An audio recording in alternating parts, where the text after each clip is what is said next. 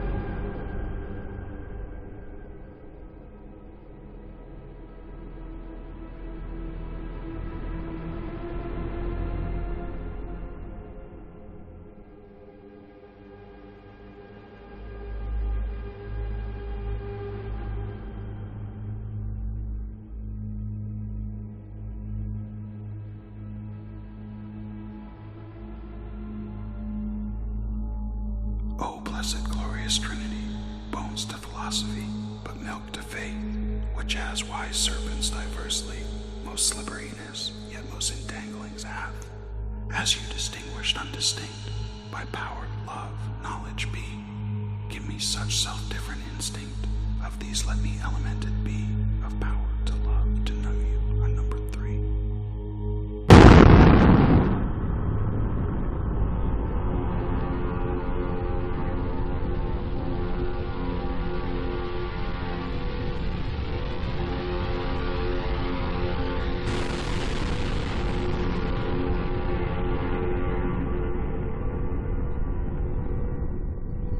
Few people laughed. Few people cried. Most people were silent. I remembered the line from the Hindu scripture, the Bhagavad Gita. Vishnu is trying to persuade the prince that he should do his duty, and to impress him takes on his multi-armed form and says, "Now I am become death, the destroyer of worlds."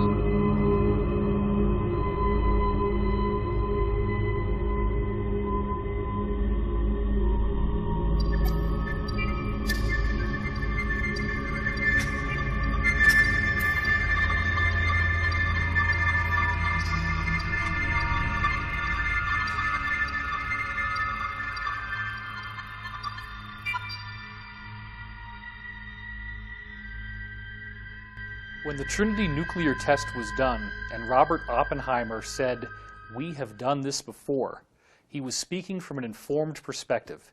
In the ancient Hindu text, the Bhagavad Gita, there is a reference to a bolt of iron charged with the light of 1,000 suns. It describes radiation sickness. It describes elephants screaming and dying. It describes the shadows that are left on the ground after the blast goes off, all things that we're now very familiar with in the nuclear age. The same culture that described what appeared to be the use of a modern nuclear weapon also was describing things like anti-gravity craft that flew through the air with no sound called vimanas. These craft could pass right through a mountain, and they also used some sort of particle beam weapons. You have human-looking beings that are larger than the rest of us and have blue skin, like Krishna, and they also have extraordinary abilities. And in addition to that, you have weird reptilian beings called Rakshasas, who are also codenamed snakes. And these beings clearly appear to be of a reptilian nature. This even goes to the point that you still to this day have temples in India in which there are people called Nagas who have a human-like top, but then from the waist down they literally have a snake's body. All of this stuff takes on a much different investigative hue once we look at the fact that the actual record of what we now know a nuclear bomb looks and acts like is dutifully recorded in these Hindu scriptures. So Oppenheimer was aware that this weapon unleashed a fury unlike anything we'd ever seen before. Prior to Hiroshima and Nagasaki, the scientists were the rock stars. Thomas Edison, Alexander Graham Bell, Marconi, Tesla. These were the rock stars. These were the people who made our lives so exciting that we went from essentially a primitive situation where in order to have food preserved, we have to have an ice box where literally pieces of ice are covered with sawdust, to now we have electric refrigerators. We have electric lights so we can read at night. We have thoughts being beamed wirelessly by radio, and then eventually even pictures through television. This was so exciting. People could travel, transcontinental railroad. All these things were coming out that had never happened before. The private automobile without the need for horses. And then all of a sudden, the nuclear explosion shows that technology hit a screaming brick wall. We could not trust any longer that our toys would be the instruments of our enlightenment. They could actually be the instruments of our destruction. Loading these nuclear weapons ended up basically acting as beacons to a number of ET races in our general area. The primary energy pulse that occurs in one of these explosions sends an energy that feeds back through the fabric of space-time. All stars, all planets are connected through electromagnetic filaments. Scientists call these connections the cosmic web. It looks like a giant spider web all throughout the cosmos. When a nuclear explosion occurs, it sends a feedback through this cosmic web. This is a problem because these extraterrestrials not only communicate through this cosmic web, but they actually travel through it from star to star. Therefore, when we detonated these devices, we sent out a signal saying not only are we at a certain level of advancement, but we're not at a certain level of advancement spiritually. Oppenheimer's key quotes revealed that he did not know what the effect of the detonation of the nuclear bomb would be. When they conducted the Trinity test, they were unaware as to whether or not this explosion would create a chain reaction that could actually destroy the whole Earth. And yet they proceeded forward because they believed that this weapon was the only way they could end World War II, and thus the ends justified the means. With how potent and how powerful these technologies can be, we can never expect to be able to handle them if we operate them from a low consciousness. When you raise your individual consciousness, when you actually make the effort to become more aware of an individual, that has a mirrored effect to society. It's a law of correspondence, as above, so below. So when you become more conscious of an individual, that makes society itself raise in consciousness. And when each one of us, every single one of us, begins making ourselves more aware, society itself is going to become more aware. Multiple insiders with credible military and corporate backgrounds have said that extraterrestrial spacecraft have appeared over nuclear missile installations and have completely powered them down. First, I'd like to briefly describe the incident that I experienced in March 1967. At that time, I was a first lieutenant, U.S. Air Force, stationed at Malmstrom Air Force Base, Montana. I was trained and assigned duties as a missile launch officer for the Minuteman I intercontinental ballistic missile. We had operational control over 10 Minuteman nuclear missiles. On the evening of March 24, 1967, while my commander was on a scheduled rest break, I received the first of two phone calls. The first call was to report unidentified lighted objects flying above the facility. Well, they were hovering above the nuclear silos, and what was happening was they didn't attack the nuclear silos. All they did was shut down. Captain Robert Salas had like 8 nuclear-tipped ICBMs, and they all got shut down in rapid succession. And these systems have triple redundancy backup systems. So, and the guards up topside were with their weapons drawn with a glowing red saucer above the silo. And then the UFO then went 60 miles to the other base and shut down their nuclear missiles as well. This has happened more than once. This happened in Brentwaters in the UK as well. What most people haven't heard came to me from two insiders, Bob Dean and Pete Peterson, where both of them independently told me that in the year 1990, all of the nuclear warheads in the US and in the USSR completely melted down, became radioactively inert, and even the missiles themselves would just sputter around and wouldn't even fly a straight trajectory anymore. Right during this same time that all of these nuclear missiles were literally melted down inside the warhead, we also have this amazing formation appear on a dry lake bed in Oregon. The Idaho National Guard has a huge mystery on its hands, and that is our top story today. During routine photo reconnaissance missions over Oregon, RF-4 jets spotted and took photographs of a huge carving in the desert over 1,000 feet across. It has everybody talking. I mean, this is just something that, well, it chills you. How would somebody do this? It's incredibly time-consuming.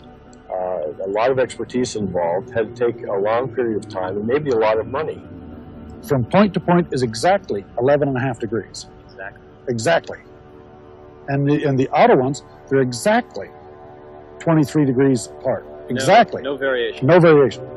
And there's something else puzzling here, something that you do not see. You do not see tire tracks, the kind of tracks that might be made by a tractor or a plow. No tire tracks, and no footprints.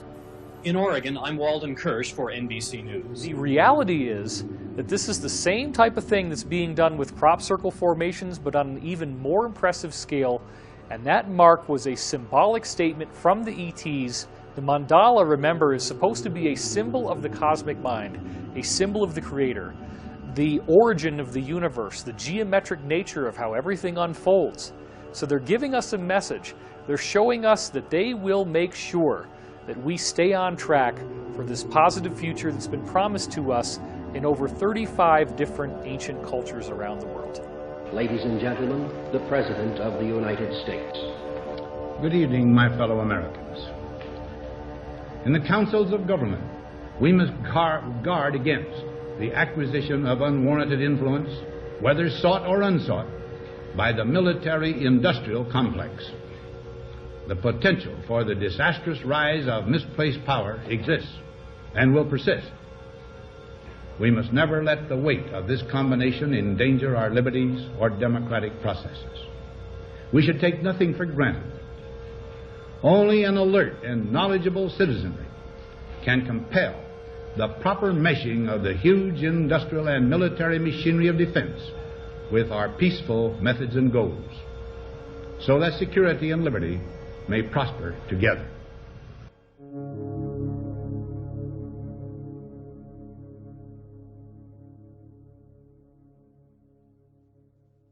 So when I really think about the speech from Dwight David Eisenhower, his farewell speech about the military-industrial complex, it brings up a lot of stuff for me. I was recruited to go off planet in 2006, and it seems to be related to the alternative 3 scenario that relates to creating colonies off planet.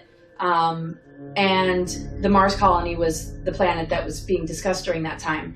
And so when we hear about a warning like that, but we don't hear about the actual alternatives or agendas or ET government treaties and some of the things that were taking place, what was he really trying to say? There's so many layers to the military-industrial complex that we're starting to discover now. And I've been definitely researching and digging real deep in order to understand really what he meant. And as many have uncovered and been a whistleblower for, and just my own experience in that Mars recruitment, we discover a secret space program, this multi-level shadow government with compartmentalism, things that happened after the Second World War, and the infiltration coming in from Project Paperclip to the American government, MK Ultra having so many branches. So it's like, okay, here's a warning about the misplaced power that exists and will persist if we as an American people don't start to become empowered, which is basically what I got from it. I could feel a lot of pride in a lot of my family members about that speech. But I would say that I'm a family member that has, I think, recognized some layers that were not brought to my attention growing up, that I've been able to sort of share with them. And again, there's compartmentalism. The NSA signed something in 1947 that made it legal, like a law, that you couldn't disclose this sort of stuff without massive ramifications. And here we are in this particular window, without oaths being signed by many of us, with more freedom of speech and more of an ability to bring light to all of this. And that's why the speech is really relevant, because it rings true to today. Those warnings are something that we're beginning to finally uncover.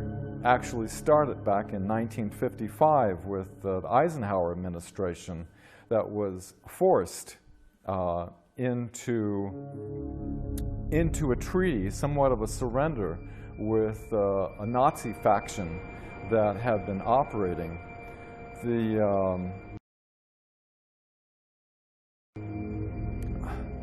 One of the witnesses that was Brigadier General Stephen Lufkin, who was on Eisenhower's staff, who was aware that he lost control to the corporations and that it would not be in the best of hands.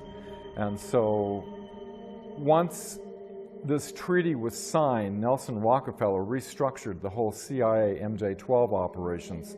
So now our legal government is no longer in the loop. They also replaced the complete MJ-12 group that was originally set up by President Truman with Allen Dulles as MJ-1, or head of the MJ-12 operations, of all people, who was highly instrumental in the Nazi infiltration. What happened was, when this happened, all of the reverse engineering operations that were Wright-Patterson Air Force Base in Ohio were moved to Area 51 and S4, where Eisenhower realized that he had lost control when he attempted to look into it. He was denied access. Here, a five-star general was really pissed, so he threatened to invade Area 51 with the First Army out of Colorado. And until they allowed 2 agents to give a report of what's going on over there. And what they found was that several craft were being reverse engineered that were extraterrestrial and German origin. One of the ways that the Nazis obtained their advanced technology before World War II was through the use of a channeler called Maria Orsic. Maria Orsic was channeling telepathic messages from extraterrestrials that were offering her plans and schematics to actually create anti-gravity craft. Maria Orsic channeled this information for the Occult Vril Society in Germany. This information was later used by these German secret societies to build out many of their crafts. Because they were focused more on the qualitative superiority rather than the quantitative, they were more focused on having more advanced technology rather than more tanks and boots on the ground. They were losing the ground war in Europe, but they were obtaining the more advanced technology. And to save that technology, they took it down to Antarctica pre and during World War II. In the late 1930s, the Nazis had an expeditionary group go down to Antarctica, and they found some very interesting things. They found a region under the ice that was created by geothermal heat from volcanoes, and there would be 3 miles of ice, and a few thousand feet above ground level would have been melted by the geothermal heat. And the rest of the ice acts as an insulator, causing it sort of like an igloo effect. And the dome would grow from the heat, the geothermal heat, and it would melt and run under the ice. And that was some of what was lubricating the ice and causing it to move. But underneath these areas, they were finding perfect areas to build submarine bases. So not only did the Nazis build out submarine bases, as they developed more and more of their space program, they developed out a massive spaceport. After these spaceports were developed and the Nazis had handed it over to basically the Americans began to develop more and more research and development bases in Antarctica. In the late 1950s, a treaty was signed that stated that Antarctica was only to be used for peaceful research. Well, we were basically arriving and digging giant holes under the ice in various areas and building out these giant complexes, much like I think it was called Project Icehorn back in the 1960s, where like in Greenland, the United States Army Corps of Engineers was building out an ICBM base hidden under the ice, and it was very sophisticated. I'm told that they were very similar in when they were built and how they were built to the buildings that were built in this program. Companies that were given access to these R&D bases began to develop NBC testing, they called it, nuclear, biological, chemical testing, which in the programs usually translates into them working with clones, working with different chemical compounds to affect how people develop psychologically or physiologically. So a lot of very, very dark scientific programs began to be developed down in Antarctica, and indeed are going on to this very day. One of the biggest things that the Cabal does not want us to know about are the existence of these R&D bases and all of the horrible crimes against humanity that are occurring on these R&D bases. On December 9th, 2015, William Tompkins released his epic book, Selected by Extraterrestrials. I became aware of it early in 2016, but it wasn't until he had conducted several interviews that he and I became friends and began speaking regularly. The story of William Tompkins is quite amazing. Here's a man who's 93 years old, and he gets hired right as he begins his military career in the Navy, working in a highly classified program for the United States government at the highest levels, where he was personally responsible for getting information from 23 different American spies who were embedded in the German secret space program, which apparently included bases in Antarctica. A single Navy operative went into Germany. This is like 1939. He didn't believe this, but there was very strange organizations and different research groups all over, not just Germany, but in the occupied countries too. And strangely enough, Germany was putting in production fantastic vehicles. They didn't have wings on these aircraft. They didn't have empennage or tails. They had landing gears. Some of them were triangular shaped. Some were rectangular shaped. Some were round shaped, like a saucer. And so he, being a spy for the Navy, found out all of these fantastic situations that were going on inside of Germany. And this is an important point. Instead of him going to his boss, coming back to the United States, he went directly to the Secretary of the Navy, Forrestal. Forrestal gets tapped on the shoulder. He gets told, don't select a Navy officer to head up these operatives. What? He's told to select somebody who had never been in Annapolis. Now, almost every Navy officer, whether they're a one-star or lieutenant commander, they've all been through Annapolis to learn how to be a Navy officer. It turns out Forrestal is told that every book in the libraries, every book in the colleges, every book in the universities, every book on this planet is misinformation. It's misinformation. So, which is initiated by the Draco reptilians as far back as 6,000 years ago. The reptilians really came into control and started to be able to manipulate what was going on the face of the planet about 6,000 to 7,000 years ago. It is true that they have different masking technologies to be able to be in a room and look like a human, but usually they're in underground bases in various places on the globe, as well as in a huge area in Antarctica.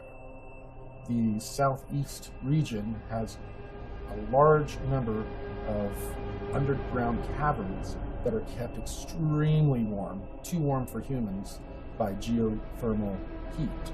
It's a perfect place for all of these colonies that the reptilians have. They're basically cities, huge cities with millions of them. So, the Secretary of the Navy selects Rick Obata. He's not even an American. He comes over here with his family. He goes to school here. He goes to the second year in high school. He leaves school. He joins the Navy as a third-class seaman, works his way up in the Navy. Now he's a commander, okay? That commander is selected by the Secretary of the Navy to head up all of these operatives, to go back into Germany and find out what's going on. Because that individual had never had misinformation given to him about every technical field on the planet. Everything we learn in the establishment-controlled education systems is specifically designed to program our minds away from the truth. Physics is wrong. Medicine is wrong. History is wrong. Everything we are taught in textbooks is mainly wrong. And this is done purposefully so we don't understand how to move our bodies, how to feed our bodies, what really happened in the past, what technology can really do these days. All of these things, if we learn them, would help us empower ourselves, would help us actually understand what's really going on with our reality. Now, if you were to go to San Diego and look over at North Island, you're going to see a tall building like this. There's a small office in the top of that building, which is a secret office for the Admiral. This is where the operatives come to. So, the Admiral's aide comes to my barracks, taps me on the shoulder, and he only says one word: he's here. We drive over to that building, we get up to the top, we go into this conference room, a small room. Admiral Riccobotta sits here, I sit here, and one of 3 other bosses that I have are all captains. So now I have 3 captains as bosses, and now a 2-star admiral. He just got another raise. Wow. He just came back from Lockheed. He just came back from Scripps Institute. He just came back from all the aircraft company. Wow. Now he's got these operatives coming in. So the operative sits on the other side of the table. He discloses to us these fantastic things that Germany is doing that make no sense. Now I have 8 girls and 3 PhDs as a group. We put together a package from what the operative brings back. Some of it is photographs. Once in a while it's a manual, hardly any manual. A couple of manuals were not even in English, German, or any other language. They were extraterrestrial hieroglyphics. You see all of this stuff. You hear it. You understand what the Germans are doing. They didn't just get documents from the extraterrestrials. They got brand spanking new space vehicles. Here's one. Here's another one. Here's. They brought these. They take you inside. They show you how to drive it. So they put me in a secret laboratory which is designing not flying wings like Northrop does, okay? These are just a fuselage with no wings and no tail. Half airplane, half spaceships. This is what Northrop was designing. Our first spaceships are U.S. Navy attack class submarines. We put together programs that went all the way out into the galaxy, not just this galaxy. The military-industrial complex, back when they were testing a lot of the technology that they had received from the Nazis after World War II, as well as from ETs, when they were doing proof of concept testing, they had attached this technology to a regular submarine, and then they flew it out of our atmosphere. That was the first time that they were really able to fly a vessel out of our atmosphere using electrogravitic technology. The reason that they used the submarine was, of course, because they were self-enclosed. The crews that served on them were used to serving 6 months or more away from home, having all of their supplies with them, and they had the psychology of being able to handle those tight quarters for such a long time. The technology developed to a point to where they developed the finances, this financial schemes, to begin to build out fleets of these long cigar-shaped craft. Some of them were kilometer long or longer, and they could make them longer by putting in sections. And the sections were modular, just like in modern submarines. They could take apart the fuselage and pull out sections. It could, one of these modules could be set for like 3 or 4 months as a laboratory for a bunch of different scientific programs. And then at its next time at port, the modules are swapped out, and then it's a hospital ship. The modules are swapped out the next time, and it's a troop transport, or it's just a long-haul freighter. So these ships are very modular, and in the beginning they were using power systems that were nuclear. Then they moved to thorium type of electrical generation, and then they moved to some sort of zero-point electrical generation, and that is what they currently use. This is totally unreal that this happened like in 1942 on this planet. Extraterrestrial come from who knows where out in the galaxy. Germany gets to be the country that these Draco reptilians pick out to do two types of missions. One, to remove all of the people that Hitler didn't want in his country, and every one of them around the planet. Two, to take every man, woman, and child on this planet and put them in slave factories, men, women, and children, to build and construct all these different types of Draco Navy space battle group ships. This may sound like insanity. This is what happened. He had concluded from what these insiders were telling him that the Germans had actually made treaties with a highly aggressive and highly negative reptilian humanoid race that they've called the Saurians or the Draco. This treaty involved the Nazis actually being given workable technology that is built with our own conventional systems. They use a sort of mercury turbine, or type of mercury called red mercury. And then they are actually able to leave the Earth. They had a settlement on the moon, they had a settlement on Mars, and they were doing this stuff as early as 1939, even before World War II actually started. As you can imagine, everybody was thinking he was crazy, but yet these insiders were reporting literally standing there, in which you have 8-foot tall, even 12 to 14 foot tall reptilian extraterrestrials, terrifying in appearance, they smell bad, actually advising the Germans on how to build this stuff in these various bases, including that in Antarctica. Operation High Jump was an operation commissioned in 1947 that was led by Admiral Richard Byrd.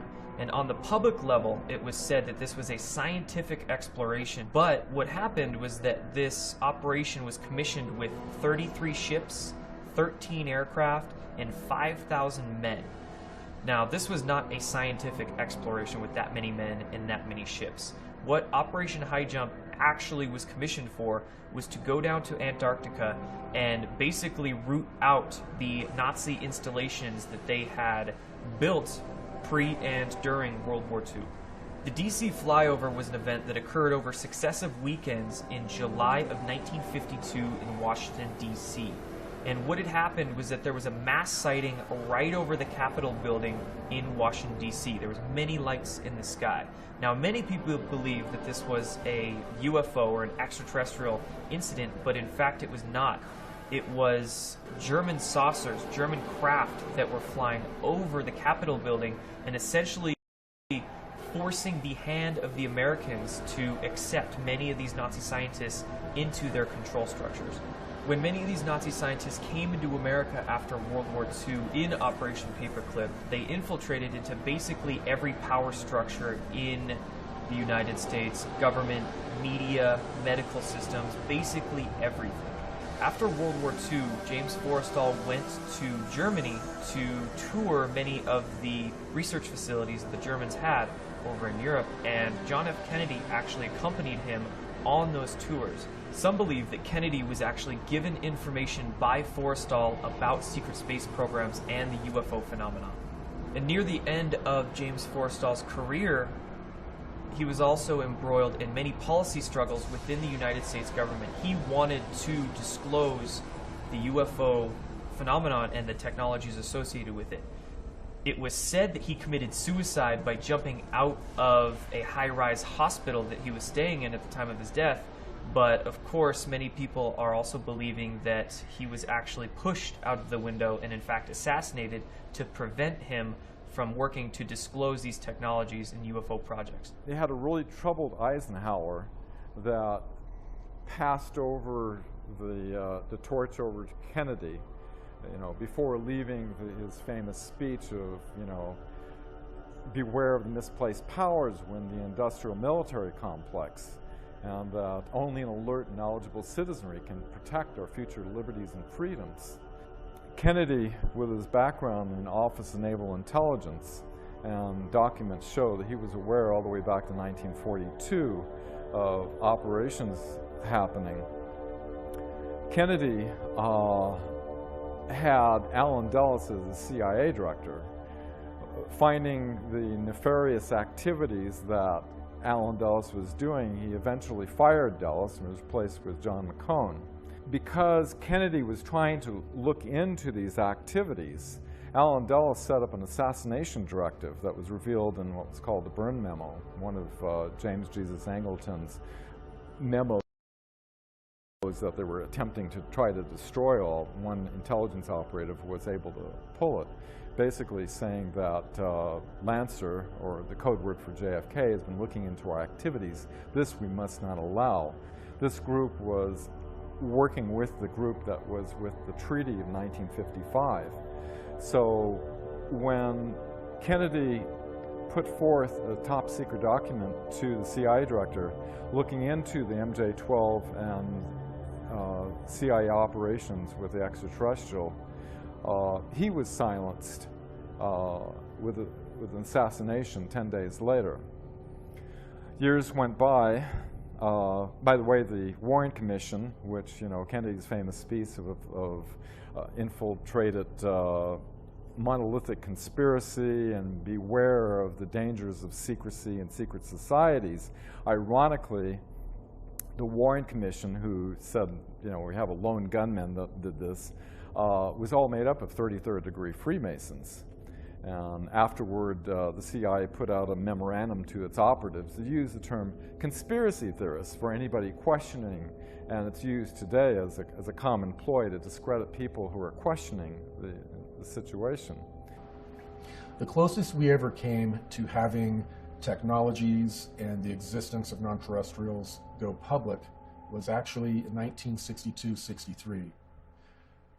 I am told through Alliance sources that President Kennedy was indeed going to make some announcements, and also make announcements that he was going to take drastic steps against some of these secret societies that were running the planet. Therefore, they worked through the CIA to have him eliminated. When he was eliminated in a very public way, the cabal came into power in a very public way. They had been controlling things very covertly up until that point, but since then, they have overtly controlled the destiny of the United States. The very word secrecy is repugnant in a free and open society, and we are, as a people, inherently and historically opposed to secret societies, to secret oaths, and to secret proceedings. We decided long ago that the dangers of excessive and unwarranted concealment of pertinent facts far outweighed the dangers which are cited to justify it. Even today, there is little value in opposing the threat of a closed society by imitating its arbitrary restrictions. And there is very grave danger that an announced need for increased security will be seized upon by those anxious to expand its meaning to the very limits of official censorship and concealment. That I do not intend to permit to the extent that it's in my control.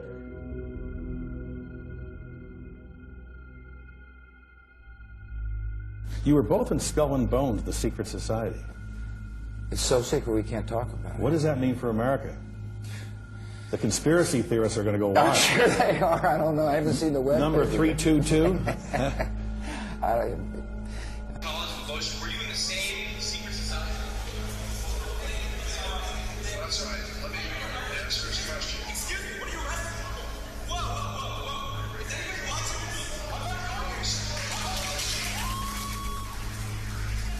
Yale University is 300 years old this year, and were you to visit its campus, you would see that it still has exotic clubhouses, which look like tombs where Yale's legendary secret societies meet. The videotape provides a grainy glimpse into what appear to be the initiation rituals of a secret society that's been around since 1832, whose members have gone on to be leaders of Wall Street and the White House, the Senate and the Supreme Court. What they captured, they say, was initiates, known as neophytes, being forced to kiss a skull, then members performing a mock killing. Still, Rosenbaum says the tape is a valuable artifact, an extremely rare view into the secret society that groomed the American ruling class for generations. Dan Harris, ABC News, New York. We see the remains of humans with elongated skulls all over the world. When you look at Egypt, there are countless depictions of the pharaohs having these weirdly elongated skulls. This includes Akhenaten, Nefertiti, and their daughter Meritaten. In the case of Meritaten, there are multiple granite busts that you can see that were carved of her, in which she clearly has no hair and has this freakishly elongated skull. And remember, this is a culture that was apparently building pyramids at the time that these sculptures were made. The people with the elongated skulls had apparently been keeping their lineage secret and hidden in the Egyptian priesthood. But then remember that Egypt became weak and it was conquered by Rome. What happened when the Romans got in there is that they made a secret agreement with these people in the Egyptian priesthood who still had the elongated skulls, and they created a safe haven for them in the Vatican City. The Library of Alexandria was burned down, but only with a false flag, where they burned tax documents and census documents. They took all the good stuff that included books from before they came to Earth and relocated that to the Vatican Library. Then you go across to the other side of the Atlantic Ocean, and once again you have a pyramid building culture in Mesoamerica with people depicted in their inscriptions who have elongated skulls. And unlike the case of Egypt, with Mesoamerica we now have the added benefit that there are multiple elongated skulls that have been dug up and were not censored, but are actually on display in museums in places like Bolivia. We have the researcher Brian Forster, who is bringing out new examples of elongated skulls, and they are being genetically tested, they're being analyzed, and they have clear physiological differences from the skulls that the rest of us have. These people have very large brains. Discover magazine in the year 2009 came out with an article called "What Happened to the Hominids Who Were Smarter Than Us?" And it describes how in the early 20th century elongated skulls were found in Boskop, South Africa, thus earning them the name the Boskop skulls. And they were given ceremonial burials. Apparently these people were revered in their society. But the article claims that the brain volume is almost twice what ours would be, and thus the average person in their society would have an IQ of 150, and some of them could have an IQ that goes up to 300. These weird elongated skulls were also found in a dig in Siberia in a town called Omsk, and the men who dug them up were so afraid that many of them actually started crying and left their jobs and refused to come back. We furthermore see in the case of the Mongolian conquerors that there were reports of them having weird elongated skulls. And most recently, even in Europe, we have found tombs of the nobility, the wealthy people who preserve their bloodlines, such as in France. And they also have this bizarre elongated skull feature. It wasn't until insiders started talking to me that I thought about the fact that in the Vatican, you see people wearing these mitre hats, and those hats would very nicely conceal an elongated skull. These people with elongated skulls would look like us in their faces, and the hat would conceal the only thing that would make them appear to be different. My research also turned up data on an Italian noble family from the 14th century known as the Diest clan. And the Diest clan had very close ties to the Vatican. What's so bizarre is when you look at a painting of Prince Leonello Diest and someone who is either his sister or his wife, the scholars don't really know, they usually call her Princess Diest. They both have freakishly elongated skulls in this painting. The story gets even more interesting when you trace the descendants of the Diest clan, the lineage that they left behind. For what you find is that King George I, who began ruling in 1714, was a direct bloodline descendant of these people who obviously had the elongated skulls in the 1400s. And then you find out that a variety of earlier British consorts, meaning nobility, also were direct descendants of the Diest clan. Then it gets even more outrageous when you discover that the royal families of Norway, Sweden, Spain, and Denmark are all descendants of the same elongated skull Diest clan. And let's not forget that only recently we found royal tombs in France and other countries in Europe in which the nobility again had these elongated skulls. And if you think this only has to do with divine right of kings and European nobility, you would be wrong. In 1988, an article in the New York Times traced fully 13 out of all of the 40 U.S. presidents at the time as having a direct bloodline connection to European nobility. In 2012, a 12-year-old girl named Brigitte d'Avignon actually did a much more complex genealogical study of the U.S. presidents using the power of the internet and computers. On the School Watch tonight, the story of a 7th grader from Salinas who claims to have made a major discovery about President Obama. She and her grandfather say that President Obama is related to all but one U.S. president. And she found that 42 out of 43 U.S. presidents all had a common ancestor in King John I from England. And this is not just any old king. This is the guy who actually chartered the Magna Carta, which became the defining element that turned into the British Constitution. D'Avignon says she spent countless hours on the internet over the summer researching the lineage of our presidents, a project that started with her trying to trace her own family tree. But I'm the first historian to do all the presidents. So that's almost all of the U.S. presidents that we've ever had.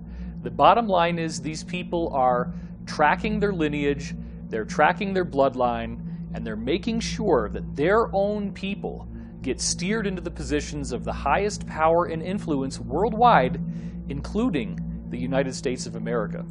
Within secret societies, there can be both good and bad people, white hats and black hats. So many of these secret societies are, of course, involved in very dark practices. But there are also secret societies out there that are harboring knowledge and information and technology to keep it out of the hands of the deep state or the black hats or the people that would do detriment with these technologies. Some of the, I guess, very well-known elites, names I won't mention, but are on the front lobes of most watching this video, are highly involved not only in some of the slave trade aspects, but are also involved in dealing with non-terrestrials and dealing with organized crime down here on Earth and how it's related to these programs. I will tell you, Director Deutsch, as a former Los Angeles police narcotics detective, that the agency has dealt drugs throughout this country for a long time. Director Deutsch, I will refer you to 3 specific agency operations known as Amadeus, Pegasus, and Watchtower. I have Watchtower documents heavily redacted by the agency. I was personally exposed to CIA operations and recruited by CIA personnel who attempted to recruit me in the late 70s to become involved in protecting agency drug operations in this country. For the record, my name is Mike Ruppert, R-U-P-P-E-R-T. I did bring this information out 18 years ago, and I got shot at and forced out of LAPD because of it. I've been on the record for 18 years nonstop, and I'll be happy to give you, Congressman, anything that I have. A lot of these elite are running a lot of financial scams, drug programs to raise money for these secret programs that they have going on. And they take full advantage of this access. They probably don't age anymore. You know, a 1%er, you don't know who they are. You don't even know what they look like. You don't even know their name. They could go down and be at a 7-Eleven, you wouldn't even know it. So they could not age and you wouldn't know it. Never get sick.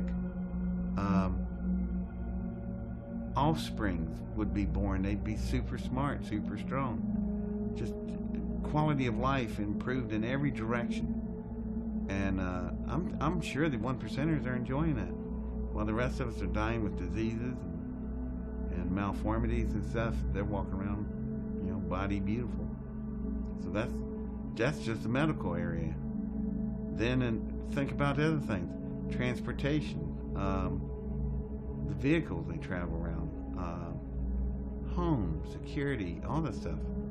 Just, you know, it'd be like somebody in modern suburbia looking at a man in a cave. We're the men in the cave. What very often occurs is that an elite will get to a very old, ripe age, or they will die, or they will die in some sort of an accident, publicly.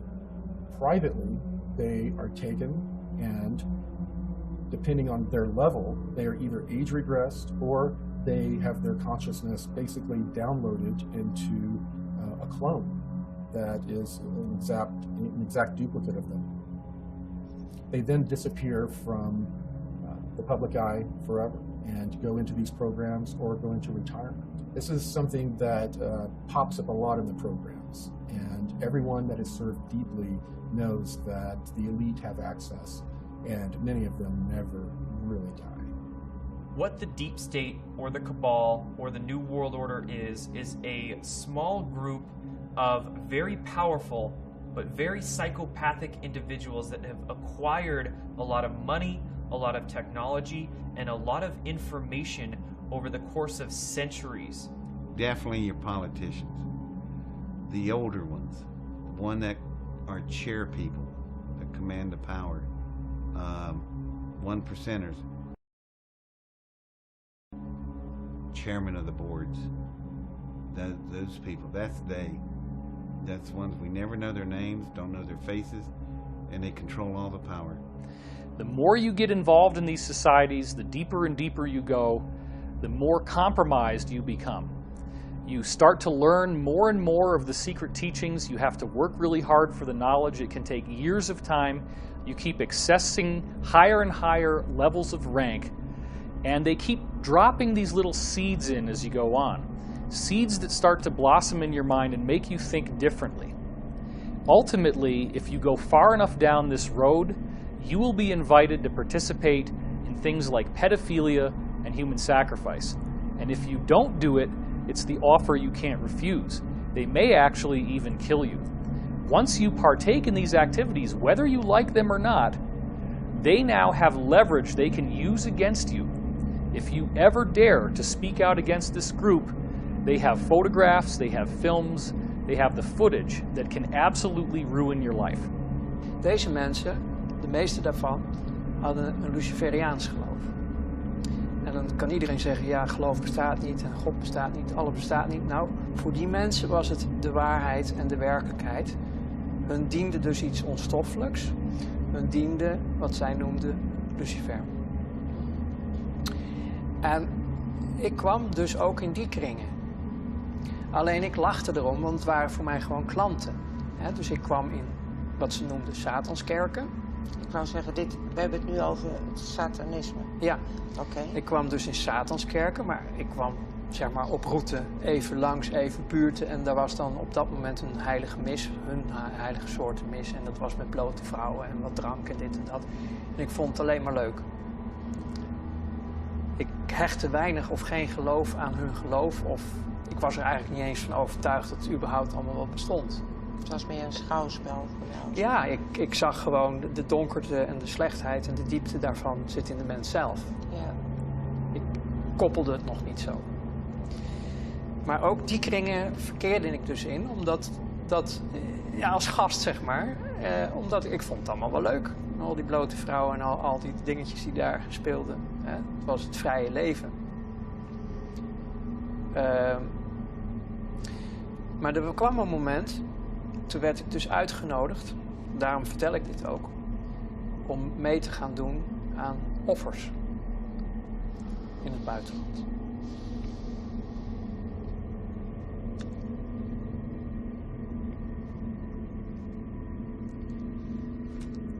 Dat was het breekpunt. Kinderen. Oké. Dat werd je gevraagd.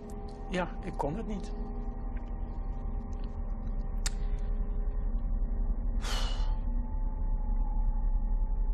The reason that these elite dark occult societies sacrifice and traffic children, first and foremost, is the energy associated with it.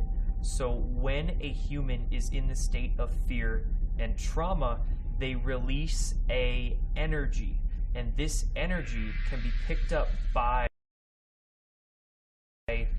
essentially negative extraterrestrial beings, negative archonic influences, and they feed off of it. They literally feed off the energetic release of fear and trauma. When these dark groups use children, because a child is not mentally programmed yet as an adult is, they are much more innocent, they're much more connected into their higher selves or into their divine, if you will. The trauma that they release is much more potent than using adults. During these ritualistic practices that the elite participate in, one of the compounds that is released in the children's body during torture, during trauma, is a compound called adrenochrome. It's released out of the adrenal gland during highly traumatized incidents, and this adrenochrome acts as essentially a drug. These secret societies that make up the deep state are nothing new. This actually spans back thousands and thousands of years, and they have always occulted this information for themselves. We need to understand what occulted actually means. Occulted just simply means hidden in Latin. It doesn't necessarily mean good or bad, it just means hidden. So these secret society groups have hidden or occulted this information for thousands and thousands of years. They've kept it to themselves, and they haven't shared it with anybody outside of their inner circles. The secret societies are really more of a front organization that they use to recruit people, and they will gradually over time find out exactly how ruthless and bloodthirsty you are. It is only as you go farther and farther into this, you become embedded with your brothers in a brotherhood, you become more and more involved, you get deeper and deeper in, that then they start hitting you with the really heavy stuff.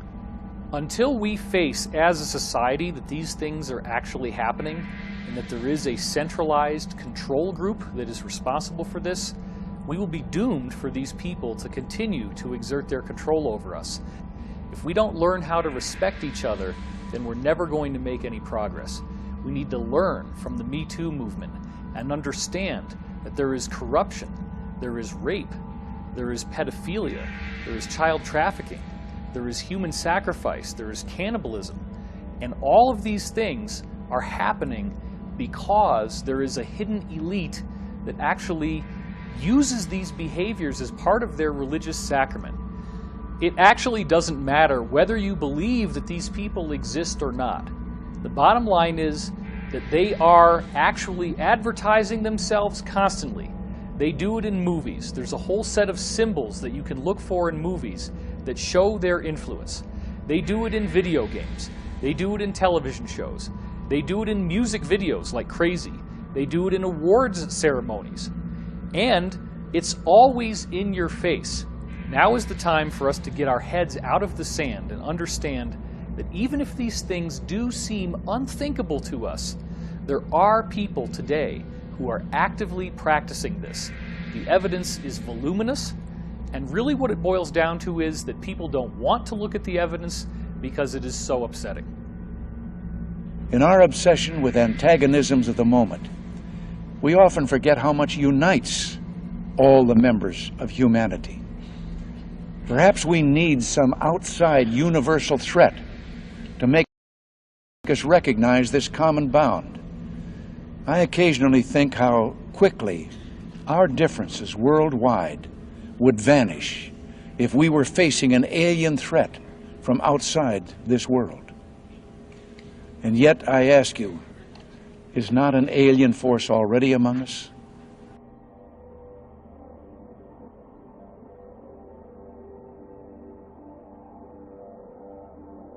Solar Warden went active 1980, 1981. It was funded in large part by SDI through President Reagan, though that money was funneled off in many different programs.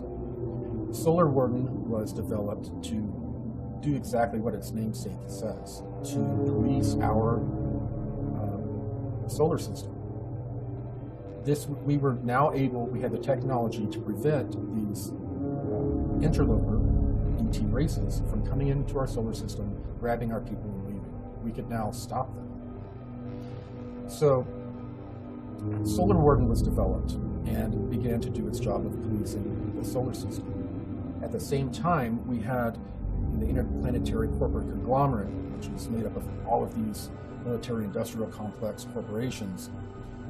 We have all of these other programs that are developing technology at the same time and are developing much, much more advanced technologies. So advanced, in fact, that there are ET races that come here to trade for our technology.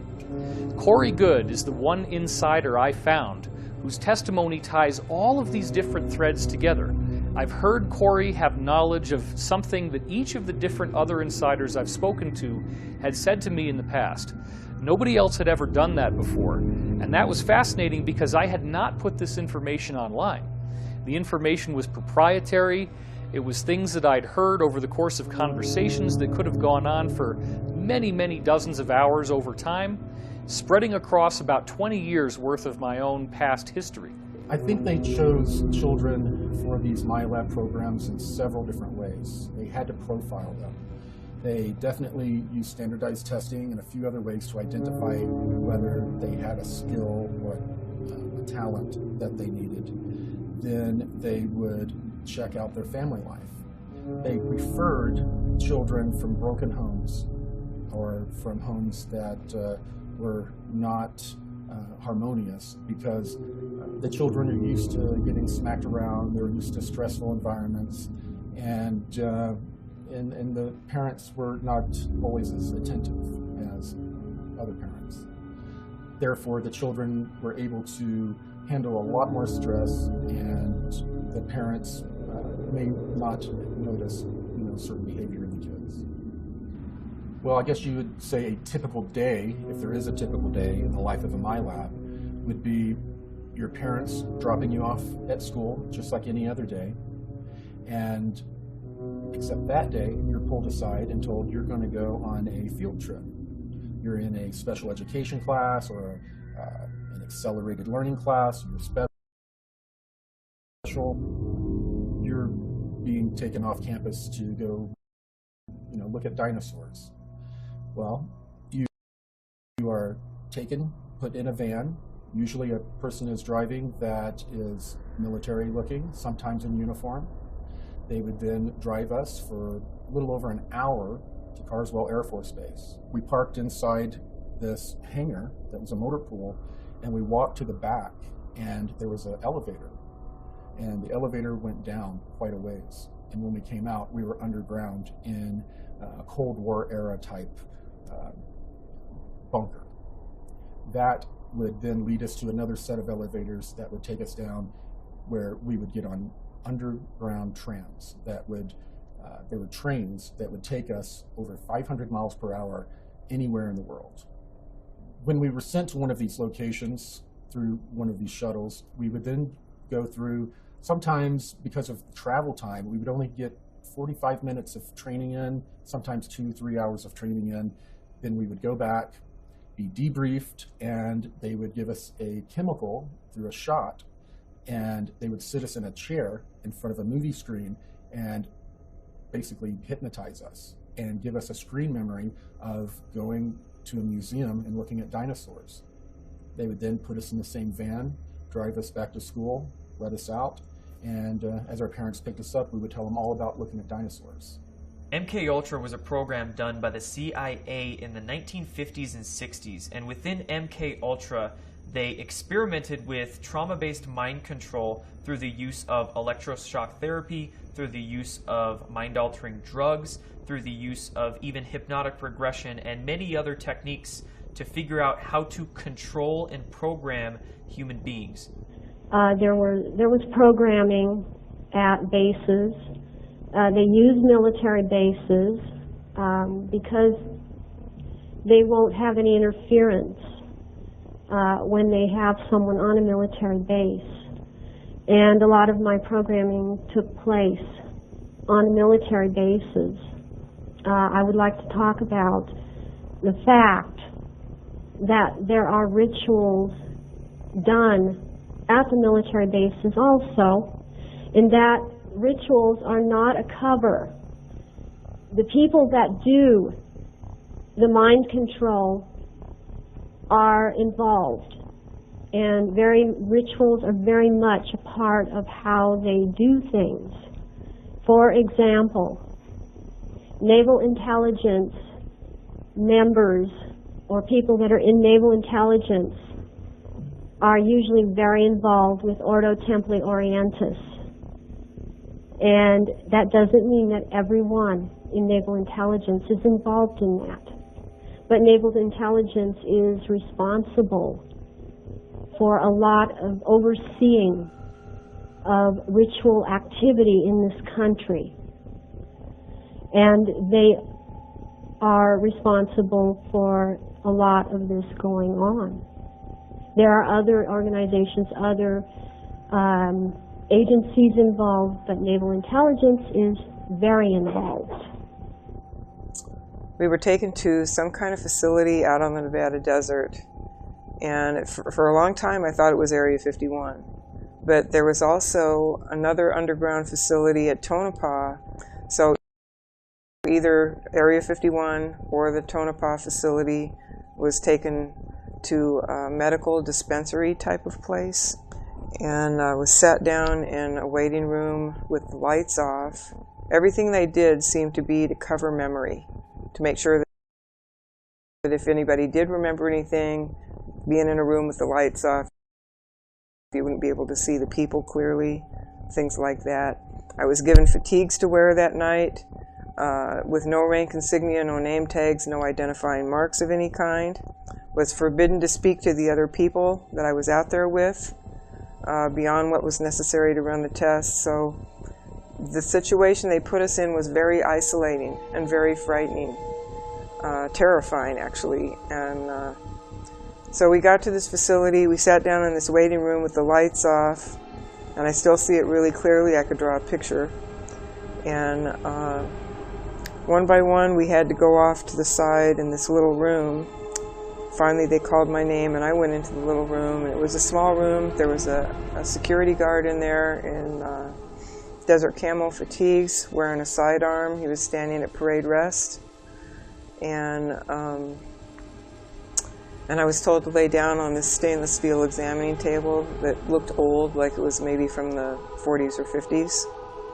And I laid down on there fully clothed, didn't have to take anything off. And I waited for a long time with that security guard watching me. And finally some guy in a white lab coat came in, the same door I had gone in to the room in. And he said, "Stay calm," 3 times in this really deadpan, monotone voice. And he walked past the security guard, up the right side of the table, got up to the right side of my head, and then he had a hypodermic needle hidden in the sleeve of his lab coat, and he injected me in the side of the neck right here. And whatever the chemical was went straight to my brain. And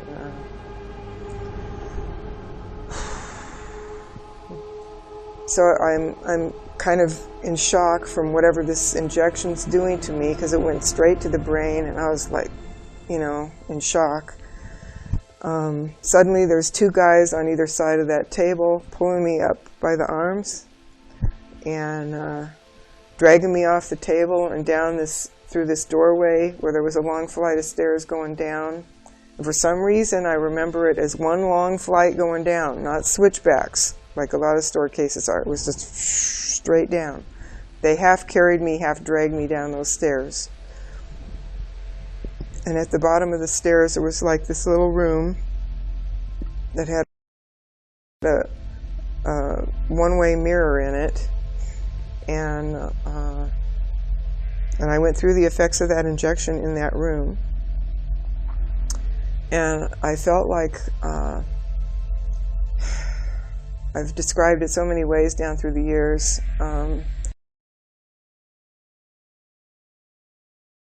It was kind of like feeling like your body's turning to soda pop fizz or beer foam. It's just like, you know, when your leg goes to sleep and it comes back and there's all the pins and needles and tingling and everything else like that. It was like that was happening to my whole body. But super duper intense, pins and needles. And I just curled up on the floor and just screamed because it was just doing this number on me, you know. And I felt like I was coming apart somehow. I don't know why or how I thought that, but that's how my body felt. It felt like it was just going to come apart and run down a drain in the floor.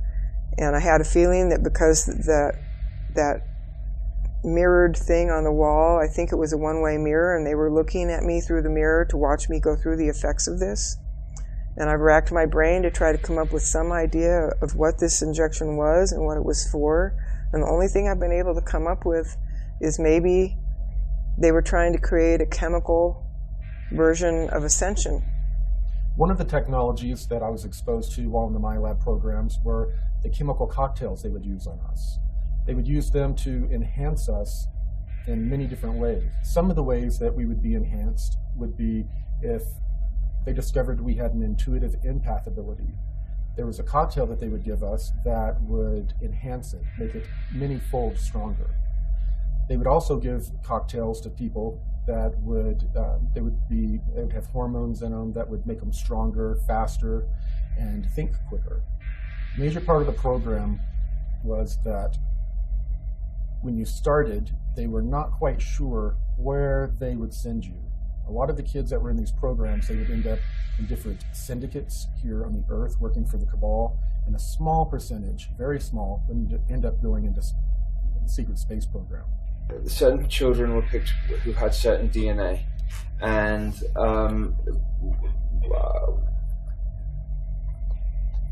I was connected with that. And what they did was, when we were like 5 and 6 years old, they took us there, and they trained us, and we did. We learned and we trained and we did all sorts of operations when we were there. Now, when I was 5 years old, my parents moved to Los Angeles at the time, out of the blue, and I was living on Sepulveda Boulevard, and the Mars jump rooms for children were on at 999 Sepulveda Boulevard. I now know.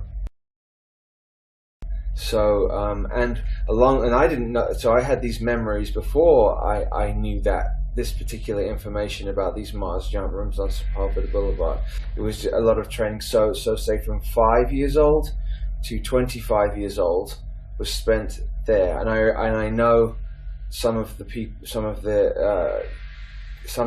now who are back here. But what they did then at the end of the Mars, at the end of that thing, is they used age regression technology, brought us back to 5 years old, and then placed us exactly back to where we were.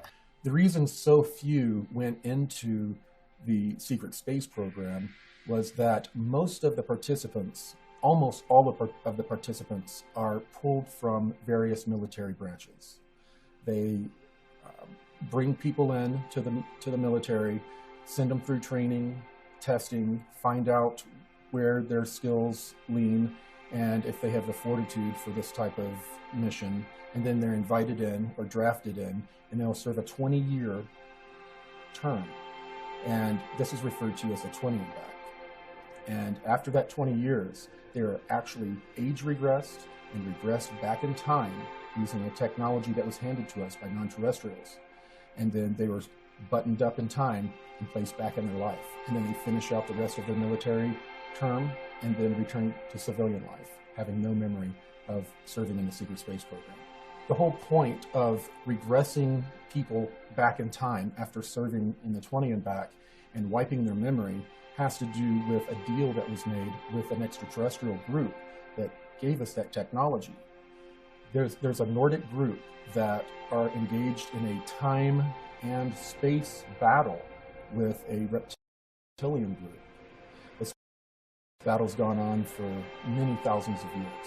When delving into this research, some people formulate ideas that there's only good extraterrestrials here or there's only bad extraterrestrials here. But we need to understand that the law of polarity is universal. There's both good or benevolent extraterrestrials here to help us, and there's negative extraterrestrials here to essentially feed off of us and traumatize us into a state of fear.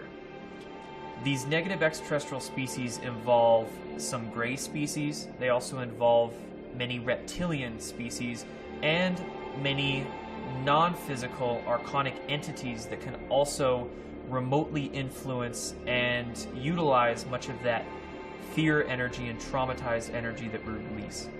Towards the end of my training, it started to become pretty clear that I had done very well in the intuitive empath training.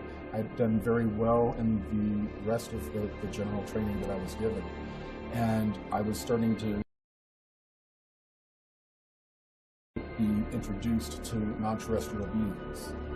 So it became very obvious that I was going to be interacting with non-terrestrials, and I assumed it was going to be in an off-world environment. Little did I know that I was going to be drafted in this program when I was 16 years old. And it was during my Christmas break between the age of 16 and 17 years old. I turned 17 in February. I was taken from my room. I was then taken to Carswell Air Force Base. I was then transported to the moon, where I sat and signed a bunch of papers that were non-disclosures, were just a big stack of papers signing my life away when I wasn't even 17 years old yet. The Lunar Operations Command is a moon base, and it was built out originally by the Germans in the late 1930s, early 1940s. While they were building this complex, they had utilized an ancient alien building that was not too terribly far away. They had found a bunch of these buildings on the moon, and they had found one of the buildings that they were able to patch up with some of the concrete they made from the local regolith. They then were able to pressurize it and use it as a base of operations while they built out the Lunar Operation Command.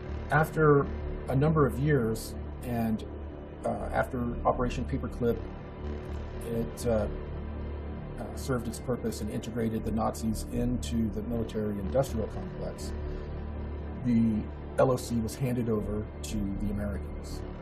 When approaching the moon from Earth in an electrogravitic craft, you will find the moon will be at a distance, and then it will grow very quickly in front of you. And then the next thing you know, you are above the surface.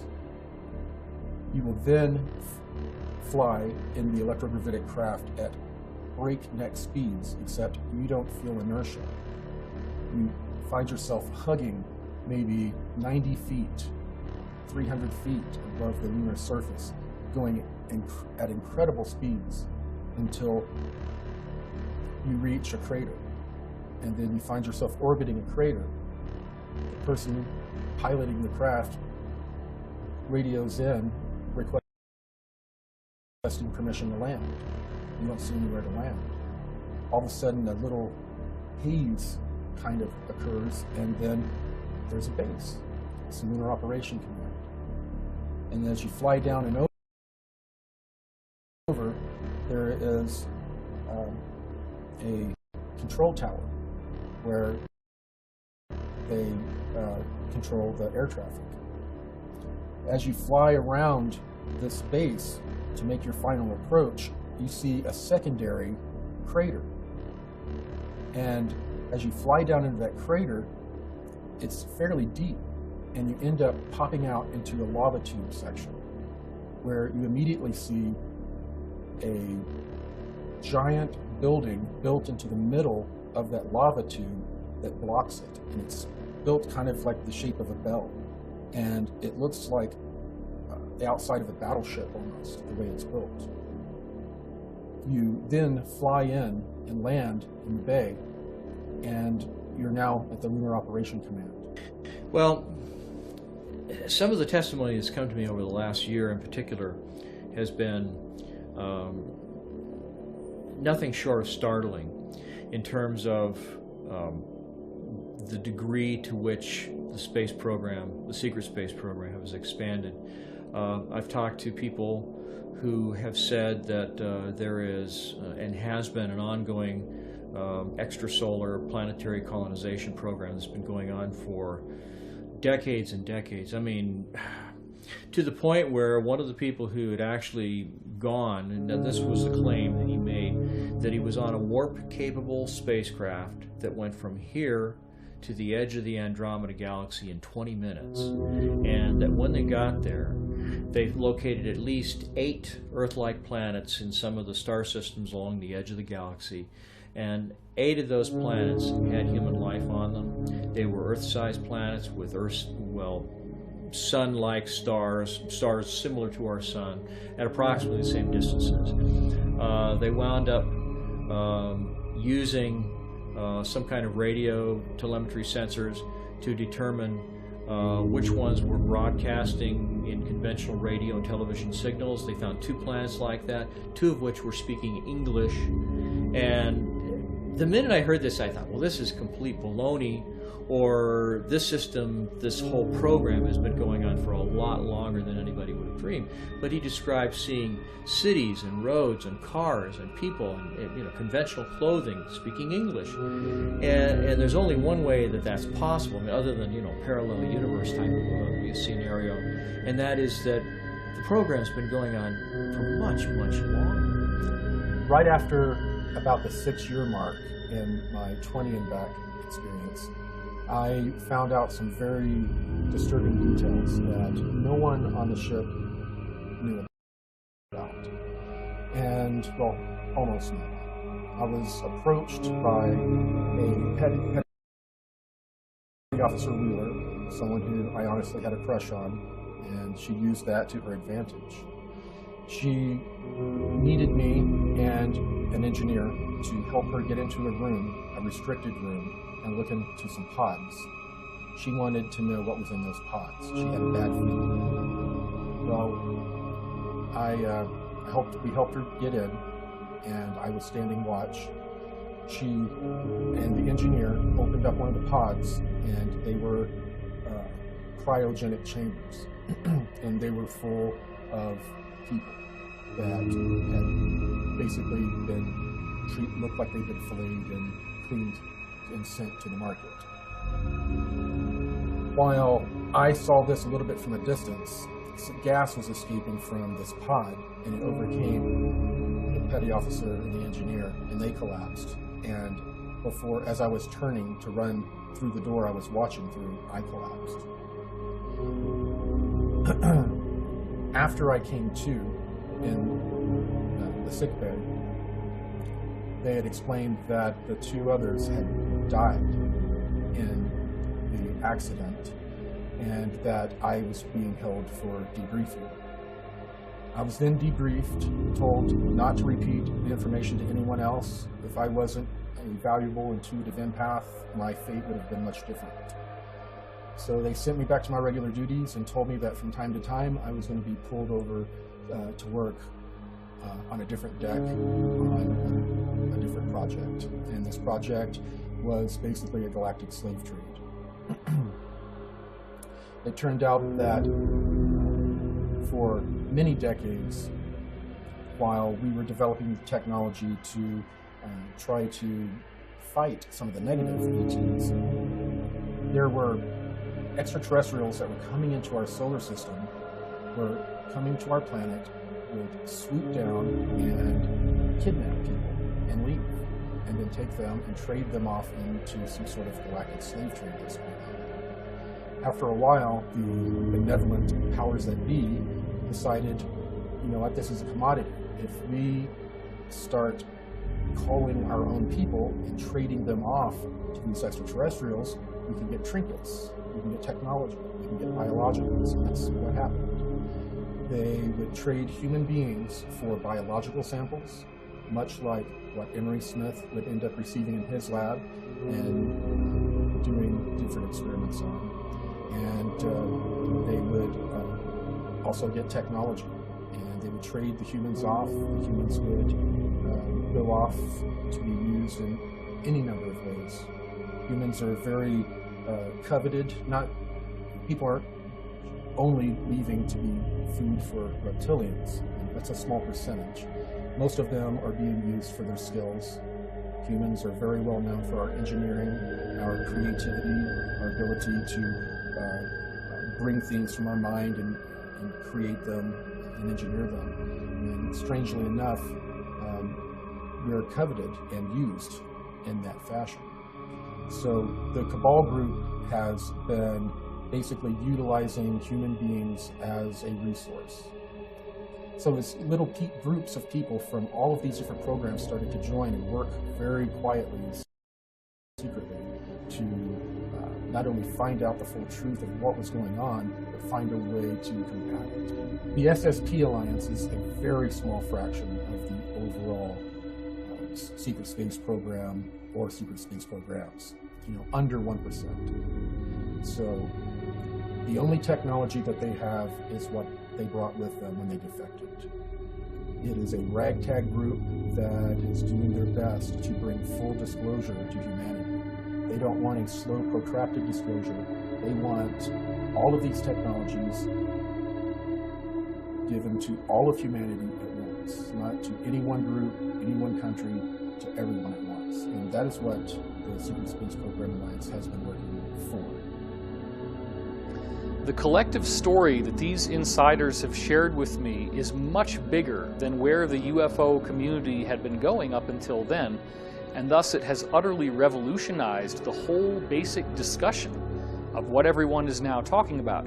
Whether they agree with it or not, everyone has had to deal with the concept of the secret space program.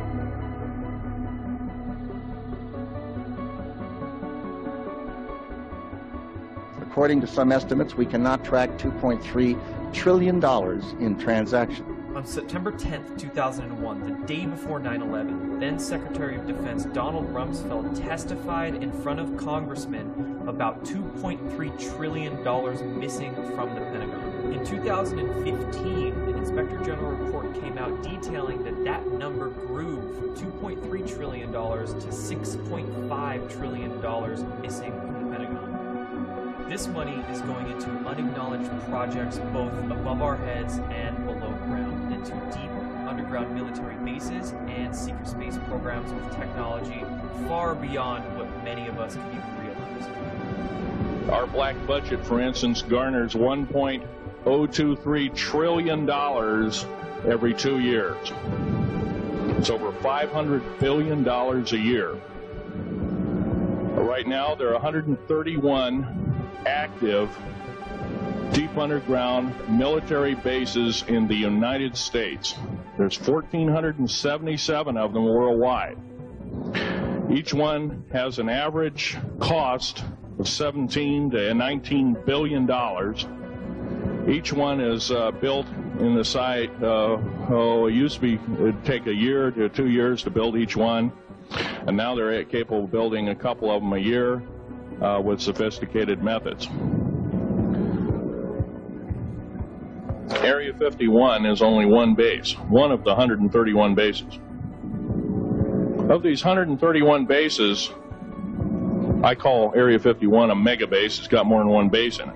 It's Tonopah Test Range, Area 51, S2, S4, Groom Lake, and a host of others. Now, these mega bases are gobbling up our gross national product. Right now we're spending 28% of the gross national product on building underground bases solely. China has built 50 different ghost cities that collectively are built to hold an estimated 64 million inhabitants. The apartment buildings, the roads, all of the infrastructure, all the plumbing, all the electrical, everything you need for a city, and there's nobody there. 50 cities, 64 million people. Now remember, China's gross domestic product is $11.2 trillion. They're not even spending a majority of their gross domestic product on these ghost cities, and yet they have the money to do it. It's only cost them a few $1 trillion. So once you start thinking about it that way, you start to see how much money $1,000 billion really is. $1 billion is a lot. If you're a billionaire, you can do anything you want. $1,000 billion is a sum of money that just gets dropped out there with this word trillion, but we're not really thinking about how it literally can build an entire civilization. The articles on China's ghost cities refer to it as China's multi-billion-dollar debt, not a debt in the trillions. In fact, in 2016, one estimate that I saw showed that the total estimated debt that China has gone into to build these ghost cities is only $2.5 trillion. Now that's 50 different cities that hold 64 million people, just because they think that as they continue to have a population boom, that they need to have a place where these people can eventually go. But literally nobody is there right now. So imagine what that means when you start tossing around a figure of the too big to fail banks needing a bailout that, according to Senator Ron Paul, was $29 trillion. You're talking about over 10 times the amount of money that China needed to build 50 different ghost cities that can hold millions and millions and millions of people. So then the question is, where did all this money go?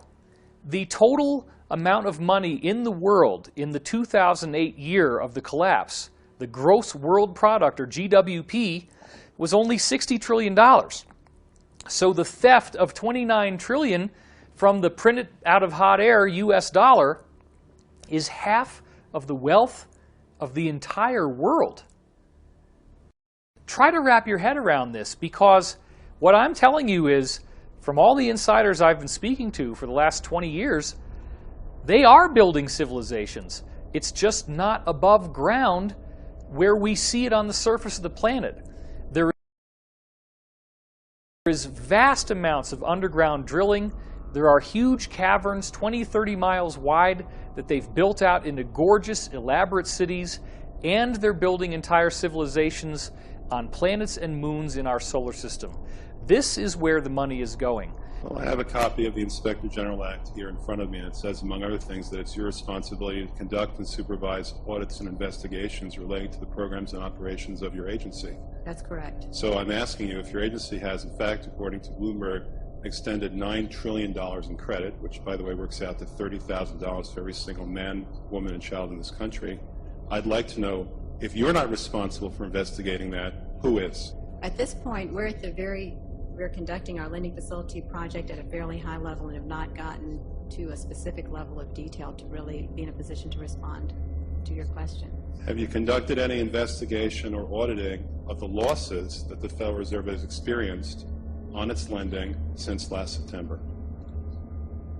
We're still in the process of conducting that review. Until we actually, go out and gather the information, I'm not in a position to really respond to the specific question. So are you telling me that nobody at the Federal Reserve is keeping track on a regular basis of the losses that it incurs on what is now a $2 trillion portfolio? Until we actually look at the program and have the information, we are not in a position to say whether there are losses or to respond in any other way to that particular. Mr. Chairman, my time is up, but I have to tell you honestly, I am shocked to find out that nobody at the Federal Reserve, including the Inspector General, is keeping track of this. What's amazing is that right now we're seeing the very first audit of the Pentagon ever. And this audit could very well begin to expose the trillions and trillions, upwards of even $21 trillion, if not more money than that, begin to be exposed, and we might even find out very soon where all this money actually went. Let's go back now to the LIBOR scandal that happened in the wake of the 2008 economic collapse. LIBOR is an acronym that stands for London Interbank Offered Rate. And what we're finding is that these too big to fail banks are only appearing to be in competition with each other. The LIBOR scandal revealed that these guys are calling each other on the phone, colluding about how to rig their own interest rates so that one appears to be winning, one appears to be losing, but they're actually like branch offices of a single larger corporation. All of the apparent competition, oh, these guys' stock is going down, oh, it's a bloodbath. No, no, no. They're doing all this together. They're competing only on paper when in fact it's collusion. This is financial organized crime on such a massive scale. How can you arrest all the banks? They're too big to fail.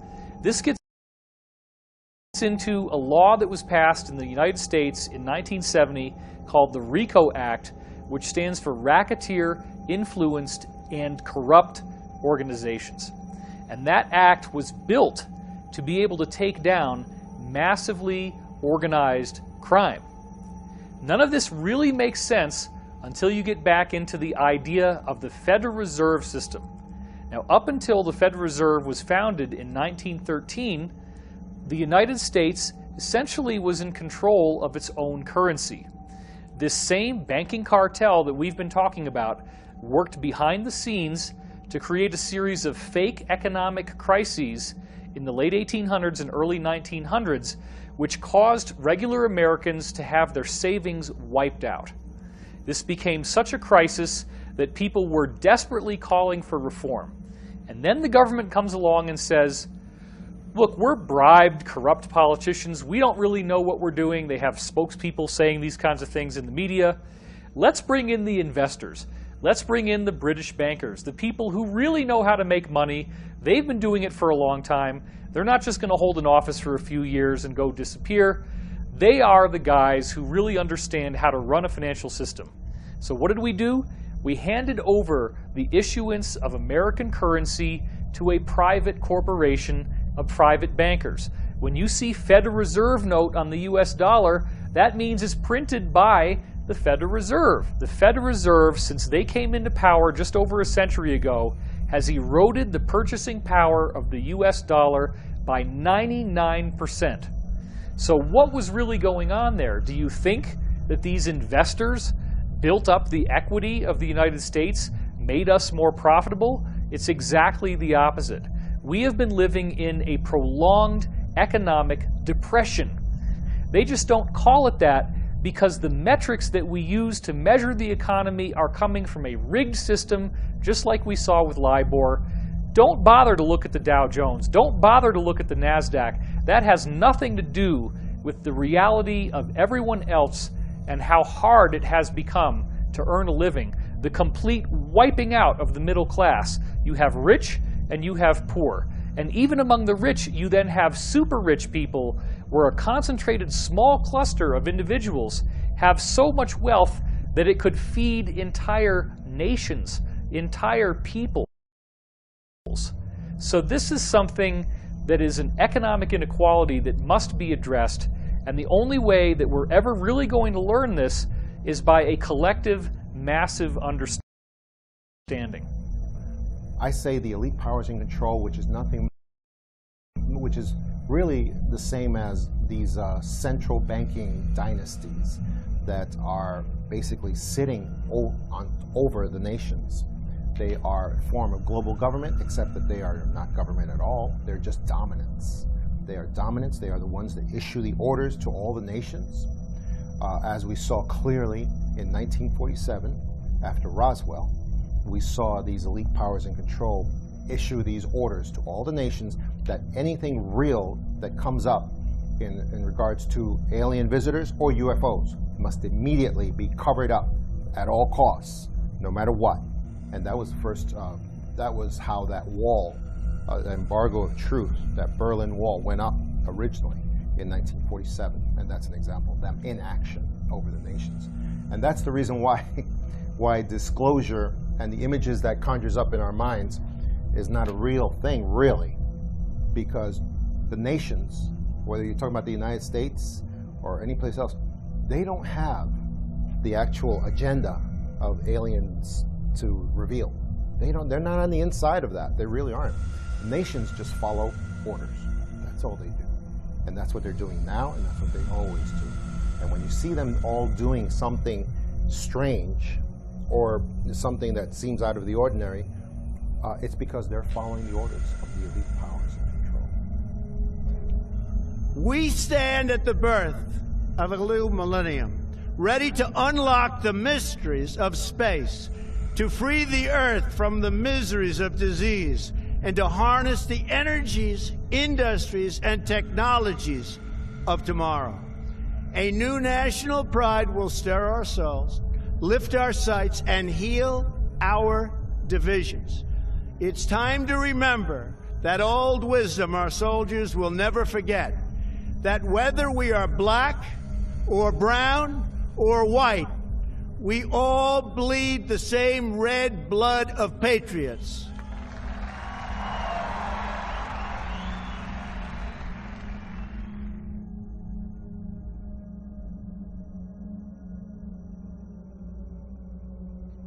After the inauguration, the president signed a number of secret memorandums stating that he wanted the release of advanced technology, and a lot of this technology was involved in the space program, and he was very aware of it.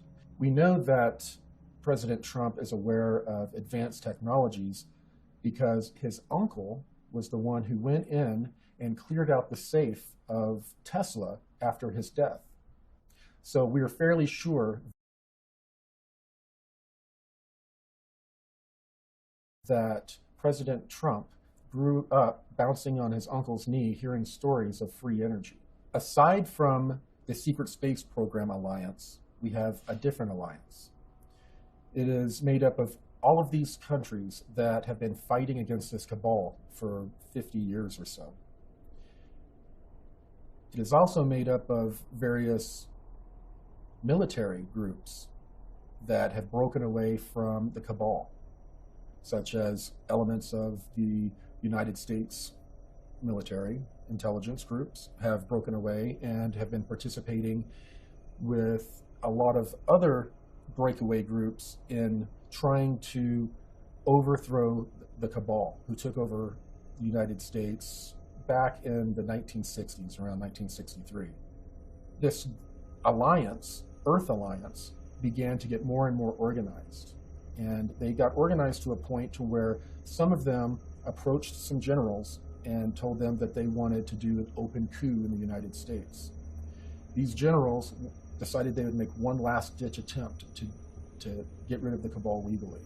And that's when they approached Trump, allegedly, to run for president and allow them to legally get the country back, basically.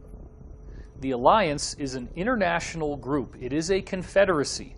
There are lots of different factions, some of which agree, some of which do not agree, about the only thing that they all have in common is they want to see this satanic, pedophile, elitist cabal come down in flames. They do not want these people trying to kill off most of the planet, trying to control all of this immensely high technology. The alliance also consists of a surprising majority now of personnel in the U.S. military and in the U.S. intelligence community. So we're going to have to deal with the fact sooner or later, and probably sooner, that not everybody in the government is bad. This is part of the psyop that was put out through movies and through media to get us to completely distrust all levels of society, all of the institutions, so that no one will ever be able to oppose these people.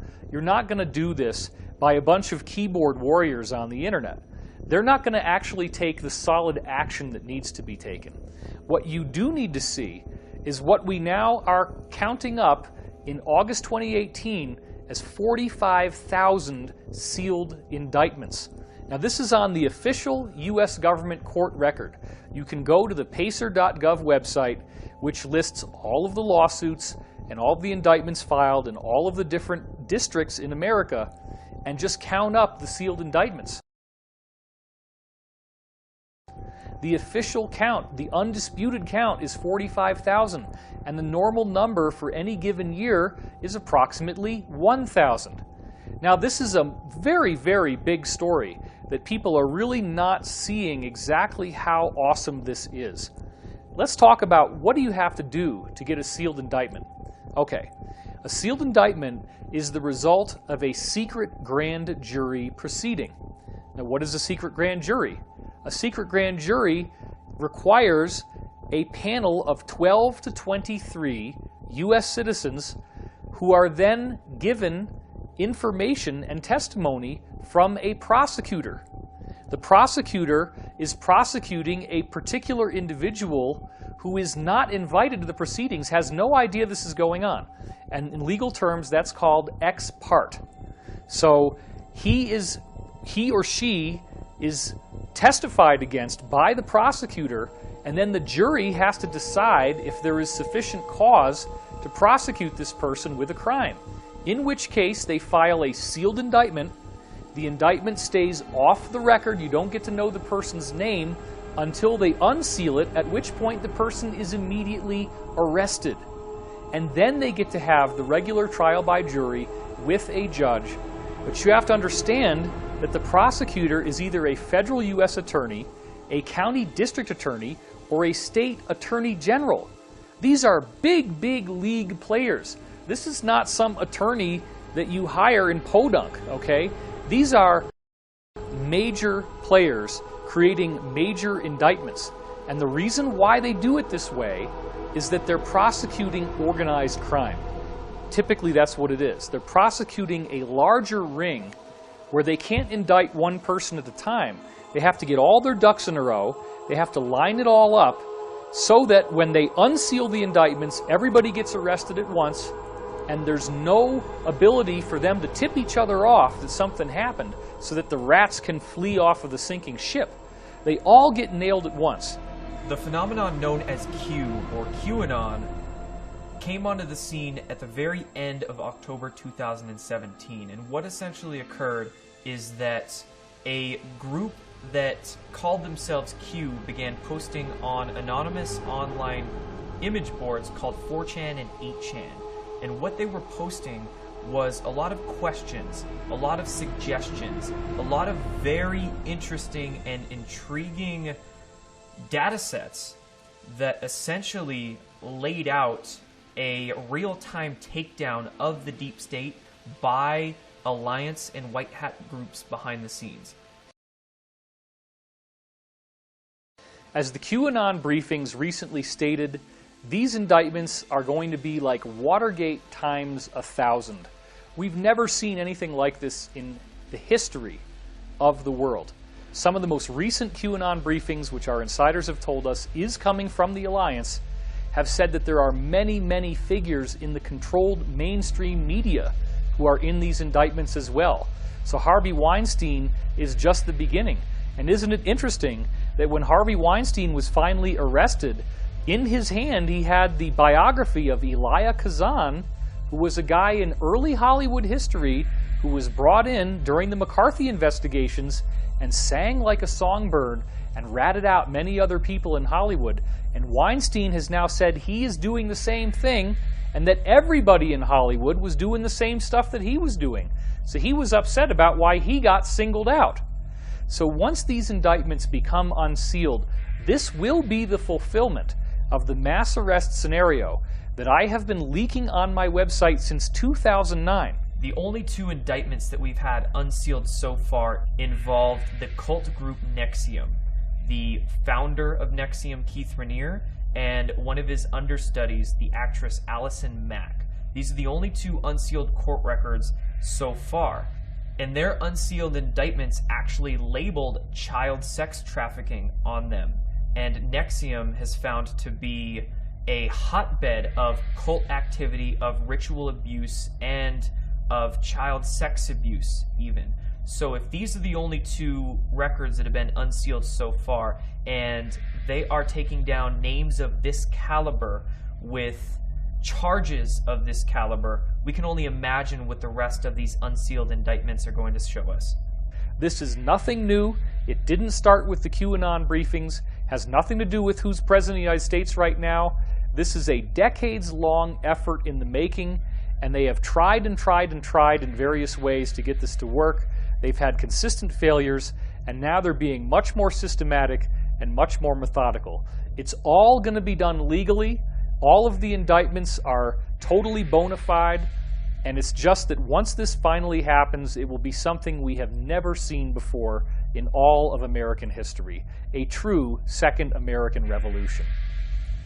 One of the things I learned as an FBI agent is not that I learned to believe in conspiracies more. What I learned to know is when I am caught up in a river of deception and everybody else around me is being taken on the same current and we're all being taken in one direction, and suddenly one guy has to stick his head up and say, this isn't right. This is all wrong. We're all just being fed garbage and we're not being told the truth. Well, how is it that technology in today's age, our technology has moved forward by leaps and bounds in so many areas, yet we're still driving, the entire world is still driving automobiles that function essentially on the same technology that they have for 100 years. 100 years, and we're still using fossil fuels to fill up our gas tanks. How is that possible? That has not moved forward hardly one iota. I mean, they blend the stuff sometimes, but I mean, essentially, technology has been stuck for 100 years. Well, that's because that's one of the economic factors from the globalists that is so dead set against distributing real energy, which is free energy, which we know was discovered during Tesla's time. So Nikola Tesla is known, of course, for delving into free energy or zero-point energy sciences, but funny enough, near the end of Nikola Tesla's life, he was actually delving into anti-gravity research. And unfortunately, Tesla didn't have enough time nor money towards the end of his life to be able to continue his research into anti-gravity, but he passed along his knowledge to a man named Otis Carr. And funny story about that, Nikola Tesla was staying in a hotel in New York near the end of his career, and during his stay at this hotel, he befriended one of the workers that was there, and that was Otis Carr. And they courted a relationship, and Nikola Tesla actually felt comfortable enough to begin sharing some of his research with Otis Carr. Now, Otis Carr then went, after Nikola Tesla's passing, to develop this research out a little bit more so, and Otis Carr actually developed what was called the OCT-X1, I believe, and it was actually a flying saucer craft that was piloted with the consciousness of the individual, and he did, supposedly, actual experiments that were successful in navigating both space and time with this craft. So we could say Otis Carr actually was the first person to develop begin to develop a civilian-based space program. But he was essentially run out of business and was not able to continue the work he was doing because the military-industrial complex suppressed his work. But the same forces that destroyed that, I mean, at that time, supposedly it was Thomas Edison, who was a part of the global system. I mean, he was the original fossil fuels and normal electricity system, and he was but he was just a front man to destroy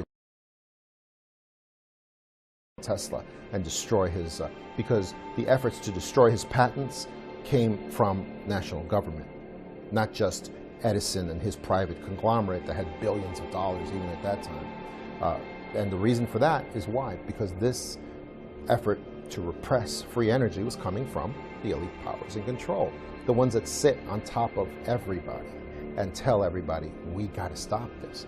And what we're seeing today, of course, is that free energy is like a dam that they're sprouting leaks, and it's getting ready to burst forward because it is coming, and it's coming really soon because it's been out there for so long.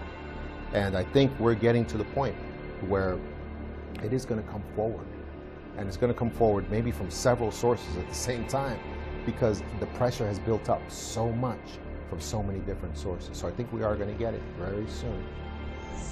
I was asked to give a paper at Vandenberg Air Force Base to the American Institute of Aeronautics and Astronautics. And their normal request would have been, tell us how you're trying to get new business using advanced technology. In other words, that was my job, to run 250 guys with different disciplines to try to get new business. But instead, I surprised them by saying, I want to give a talk called The Giant Discoveries of Future Science.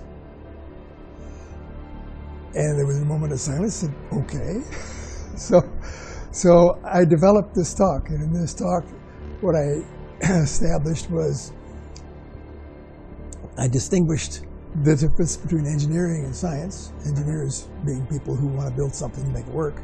They don't really care how to get there. And the scientists who want to know the, quote, truth underneath. And I made that distinction, and then I gave examples of 10 scientific facts that are essentially established. You know, that the Earth evolved by gradual processes, and that there are Maxwell's equations are the right answer, and Einstein's E equals mc squared, that was all good. And then I took these 10 greatest achievements by the 10 scientists and asked, what can we tell about these 10? And the interesting thing was that you could tell 3 things. Number one, not a single one of them was known in the field. Number two, every single one of them had been criticized by their peers as being stupid or charlatans. And number three, the average age was 23 when they made their discovery.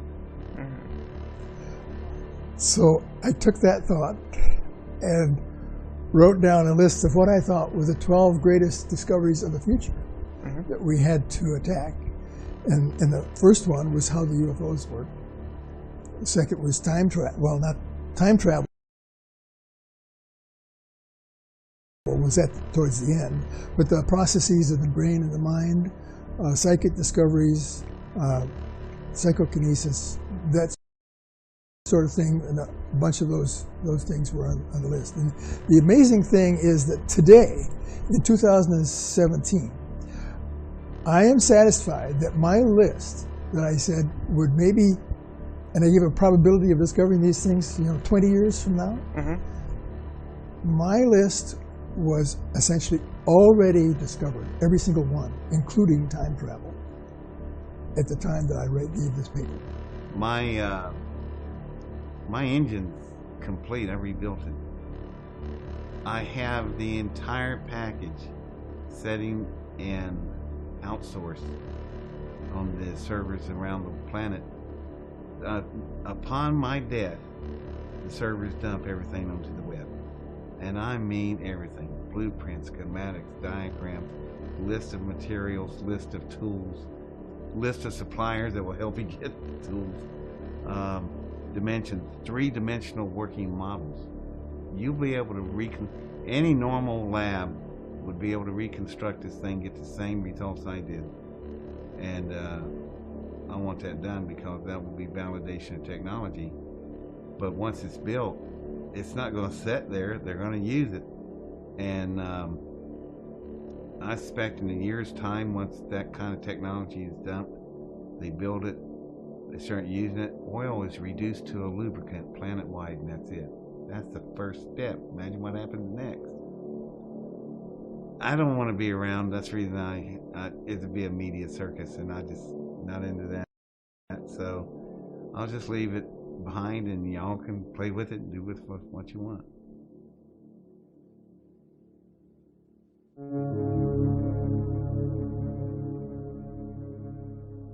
So how do we hear all of this information and not feel disempowered?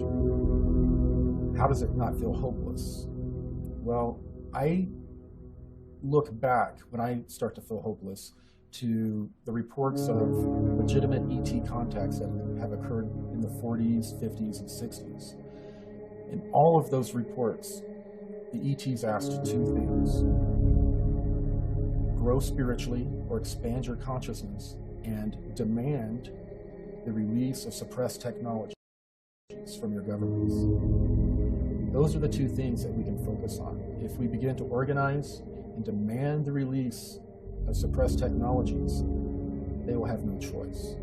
If we focus inwardly on whatever our religion is, becoming the best human being that we can, and expanding our consciousness beyond our comfortable belief systems, when we do those two things, we are going to gain the freedom that we desire.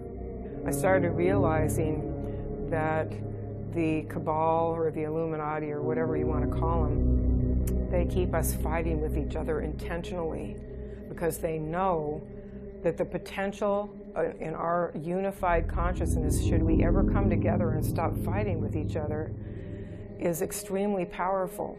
And they have been using that energy against us, like farming and managing our consciousness in such a way that we spin out a version of reality from the thoughts they program into us that makes the Matrix, just like in the Matrix films. And so we have made the Matrix that's our prison. We made it from our consciousness and our thought that's been managed, farmed, programmed, and controlled.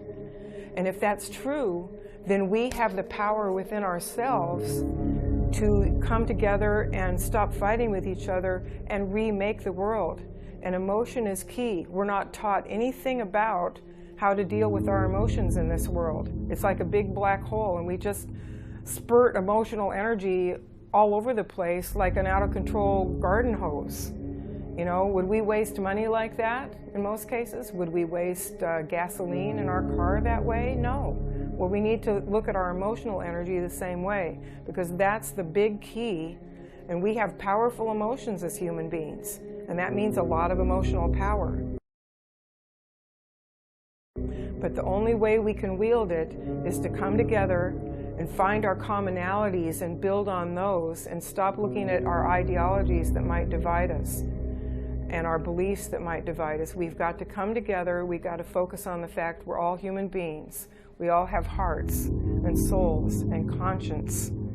And we need to look at what brings us together, and then we need to take the emotional energy of that love and connection and make that really, really powerful, and then release it intentionally in waves of consciousness, energy, and power that can remake this world and the matrix it's based on in ways that we want for ourselves, for our children, for our grandchildren, for all the animals in the environment. We can remake it just through the power of consciousness. We can get full disclosure just through the power of consciousness. But we can only wield this energy together, and we can only wield it with love for each other and the planet. We're at the early stages of this movement, and every movement, you know, whether we're talking about the civil rights movement, the abolition movement, you know, the women's rights movement, it's always, once it reaches a kind of like a critical mass, then the political changes happen. So this is a very, very compelling story. I do believe that it's time for all of us to take a stand. We cannot simply step back and allow all these things to happen. Even if we don't fully believe everything that the people in this movie and other insiders like them have been saying, it's worthy of our consideration. Can we really afford to be so ignorant as to turn our backs on this information? We don't have the time to sit around and argue about whether this information is true. The planet is dying. We have economic collapse. We have mass starvation. We have the largest mass extinction since the collapse of the dinosaurs. Our ecosphere is collapsing. We see the lack of water. We see ever-increasing global temperatures, and no one really is doing anything about it. The entrenched power structure stays the way it is. We're still burning fossil fuels. We're still not getting access to these amazing technologies. If we do get full disclosure, now the dam breaks. Now we're in a totally new reality, which very well could be the golden age that was promised to us in so many different ancient teachings and traditions. I do believe that in our lifetimes we will see the full disclosure of the so-called forbidden technology. We will become a truly galactic civilization, and we will do this with the cooperation of people in the military, people in the intelligence community, people who were working for the cabal and have decided to break away from all that, become insiders, and be the change that we want to see in the world. This film is an embodiment of that global movement. This film is the red pill that wakes you up to what's really going on in the world. They do not have the staff to fight us. The cabal is losing. We are on the winning side of history.